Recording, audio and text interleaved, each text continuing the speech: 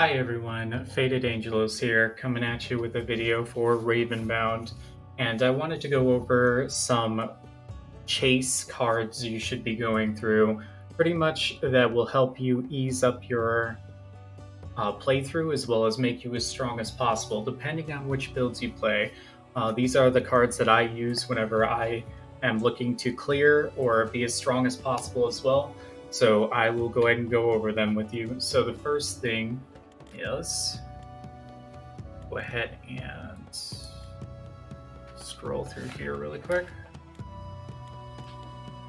So these are going to be situational, obviously, but these are only ones that you'll find in the chests. So for the mana and the lost riches, those will always be cards that you want to go after, especially if they're gold. The lost riches, 1 mana for 250 coins, kind of hard to turn that down. So I would definitely focus on mana if you have no way of getting mana naturally, and then get coins if you have no way of getting coins naturally. I would prioritize mana more just because you need that to play cards. While coins are great for unlocking relic slots as well as trying to purchase gear now with the new update, they made gear way cheaper. So this card by itself could buy you pretty much anything that populates in the shop right now. So just keep that in mind. Really quick, there's one card that I definitely want to go over. There it is. So this card, the Key of the Strong, is probably what you want to go ahead and focus when you unlock it as soon as possible. If you see this card pulled in like your first couple reveals, I would go ahead and make sure you play this card. That you earlier you use this, the more profit you'll get out of it. Because every time you empower 3 fragments, which is revealing 3 cards, you gain 1 mana automatically. This will help with your mana sustain, especially if you're not playing the deer race that can drain cards to gain mana. So this is definitely one card that you'll want to play early no matter what character you're doing, just because even if you are the deer race, that will be still a lot less cards you have to drain to try to play other cards as well. If you can stack these too, so if you happen to pull a lot of them early, you can play all of them and you will never have a mana issue. You can also remove these relics as well. All you'll need to do is when you open up your inventory menu where you play your cards, go to the right hand side and you can actually remove the relics. So just keep that in mind. You're not stuck with those forever. Once you get to a certain point, probably after boss 3 and looking into fighting the betrayer or going into boss 4, you would go ahead and just start thinking about, okay, I think I've got enough mana now, get rid of them. Okay, so depending on your build, one of the things you're going to want, we'll go ahead and start with my setup for ailments. So if you don't have a weapon that automatically applies an ailment, so for instance, like, I know I saw it earlier. There it is. So like, take for instance this weapon, the Unraveler of Souls. Your attacks inflict curse. This is automatic, so every time you attack, curse gets inflicted. Okay, so there's synergy here that you could actually do with this, and this is the ailment build that I really love, that tears everything apart. So if you don't have that item or you haven't unlocked it, what you can do is instead when you surge, you can inflict curse on nearby enemies. That's cool. Now, what you do from that point is you're going to have to actually farm the Draugr for this. Once you have that, then you can go up here and grab this one, attacks against a cursed enemy inflict bleeding. So now you've got 2 ailments are on the enemy now, because all you need to do is attack once after you inflict curse, or if you've got the weapon to automatically inflict curse on attack, you'll need to attack twice. So at that point, now you've got bleeding. Okay, now you can grab the fossilized leech. So attacks against a bleeding enemy inflicts weakness. So now you can have 3 ailments on it. So now you're sitting there with curse, which reduces defense, bleed, which is a damage over time, and then a weakness, which is an attack debuff. So that's 3 ailments, and if you're running the trait that has every, you get ailment potency for every ailment on an enemy, you're sitting at 150% ailment potency. And then you could also stack it with things like the effect potency right here. So that's another 50% you can put on it.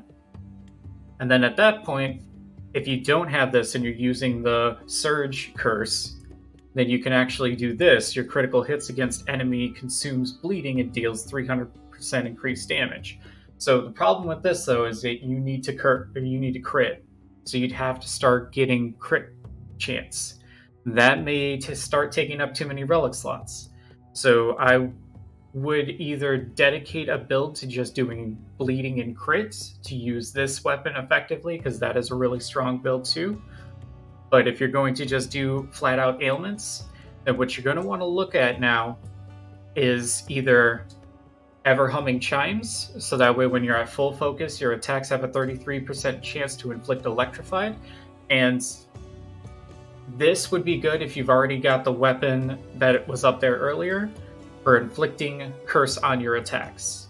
If you don't have that and you're using Surge, you won't want to use this, and instead you're going to want to use this. Whenever Surge is active, your attacks inflict electrified. So now you've got 4 ailments on an enemy. And then you can also do this. Attacks against an enemy inflicted with a status effect has 75% increased focus gain. So now you're going to get focused back quicker to go ahead and Surge again quicker. And after that point, since you've got 4, that's 200% increased potency because of all of the status ailments you're putting on it. You can either look at trying to inflict Spore or Freeze, finding some way to apply those last 2 ailments, which will be a little tough. Oh, and Burning. So you do have Burning left as well. So inflicting Burning, the best way to do that is either buy a weapon like this, or wearing armor that whenever you get hit applies burning. But you don't want to get hit, so that's not really a consistent way for you to go about it.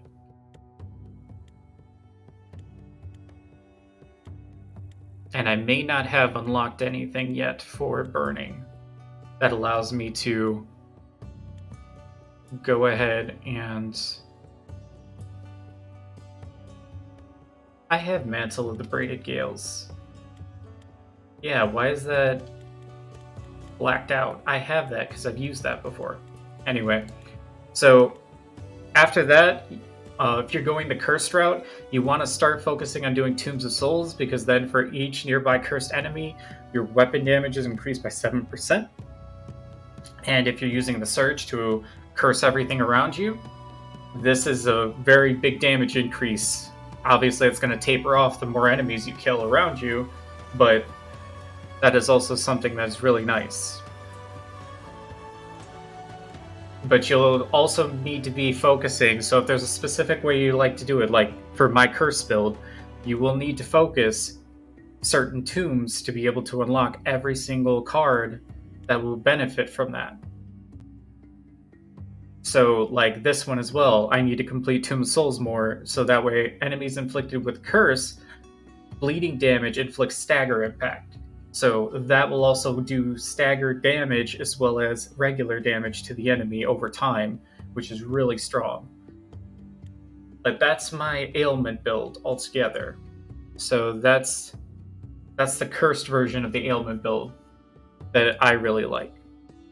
So moving on to the next, probably the most basic and easiest build to understand that doesn't have too many mechanics behind it, is staggering and stagger damage. So what you're going to be doing for that is you're going to want the Revered Axe Head, which you'll need to farm Draugr for, because every time you stagger an enemy and they're down on the ground, you have 300% increased damage against them.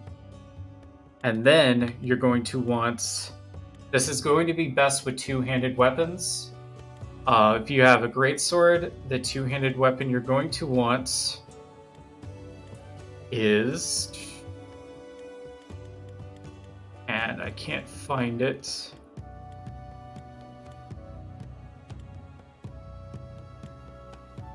You don't want this one because this will require you to This will require you to have not only stagger potency, but also status ailments, and that may be a little hard to juggle. You can do it if you want to go ahead and try, but I wouldn't recommend it. I would just focus on doing damage, stagger damage. There it is.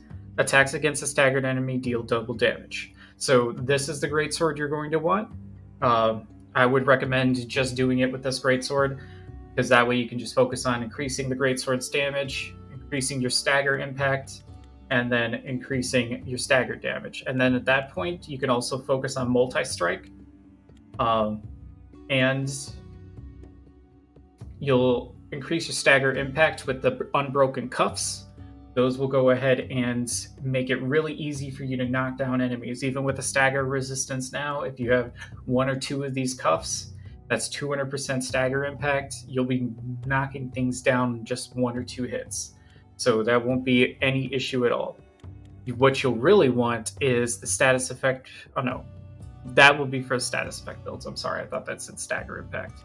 At that point, once you have your stagger impact increased, you're going to want to do multi-strike, and then you're going to also want to think about speccing into a little bit of crit. Now, if you've got this card unlocked, all you'll need is 2 of these cards, and you'll have a 100% crit chance for the Blade Master's Whetstone. At that point, once you have that, you can start stacking. Either you can get Band of Fangs, which that's 135% weapon damage increase, or you can just go ahead and do critical damage with Bite of the Brutal. And that's 220% critical damage increase.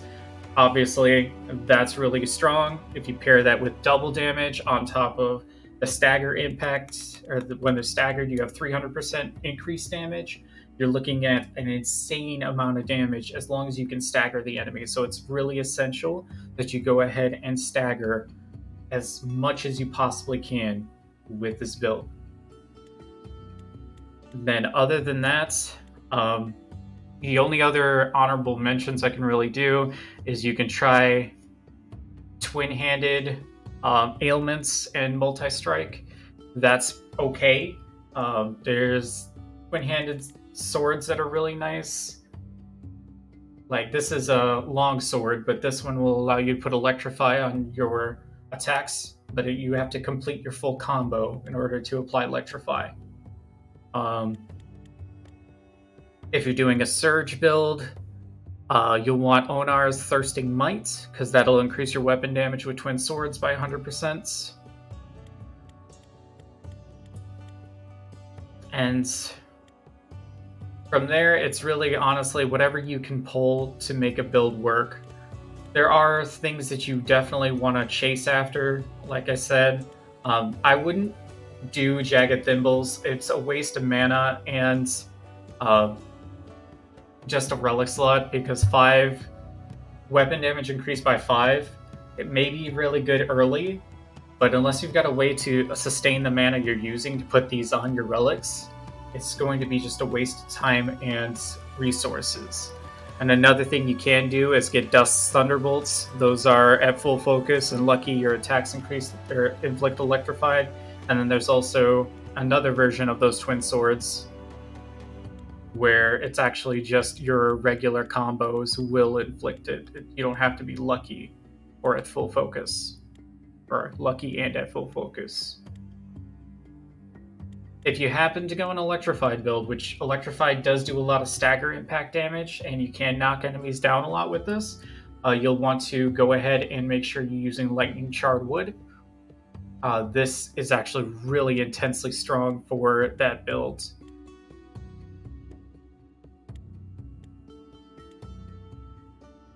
And if you were to focus on Lightning, you're going to want to focus on fighting the Vitra and the Hoxa. They give the lightning elemental cards. Trying to see, I'm finding the twin swords. Did they change it to where those twin swords you need to be lucky and have full focus. I think those might have been the same swords, they just changed it. Looks like it.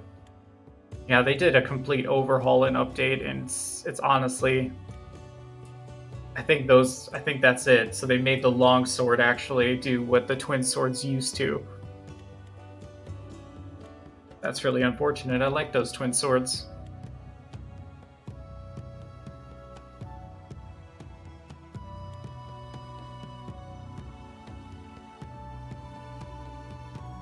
As for frozen builds, um, a lot of the conditions to do frozen is you have to be lucky at you have to be lucky, you have to have frenzied active, you have to have full focus and do perfect guard, and then you spawn icicles for that.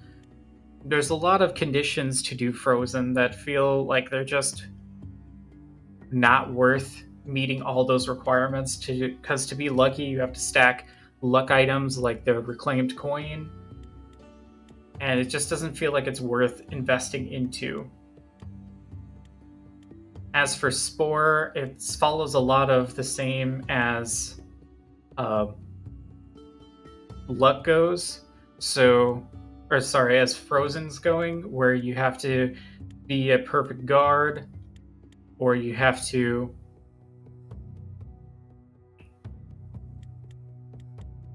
be lucky, and that's just not going to be worth investing into by itself unless you have been doing the Tomb of the Dust. You may find there are some pretty unique interactions to go along with that. But anyway, those are just some cards that you definitely should be looking out for. And hopefully, this helps kind of give you a way to understand where to target farm depending on what build you want. A lot of people have been going with the whole stagger, critical damage, and weapon damage stacking. That was really powerful before this update, and after, you're going to have to focus on stacking more stagger impact as much as you can, because there is that stagger resistance now that the enemies have, and they won't allow you to chain stagger anymore as well as you used to. So just keep that in mind. Thank you all for tuning in. I appreciate it. If you found this helpful, please like, comment, and subscribe, and I'll catch you all in the next video.